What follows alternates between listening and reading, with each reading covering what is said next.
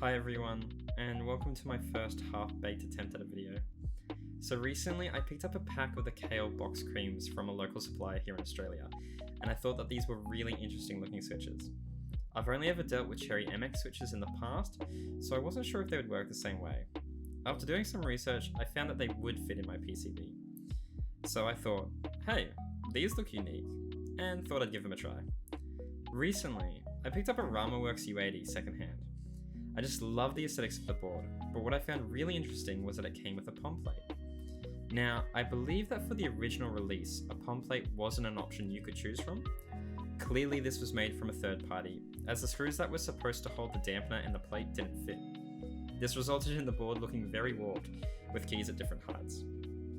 Anyway, I was looking at these Kailh Box Creams and realised that they're made completely out of POM. I thought it'd be an interesting idea to try and put these POM switches in the POM plate and see what sound came out of it. I had a feeling that the sound would be very one-tone, but with the sound profile of the Rama, I thought it might accentuate that a little bit, or at least try and highlight its unique sound signature. When I first built the Rama, I thought it sounded quite hollow, but I'll give you a sound test so you can make your own opinion on whether you like this or not.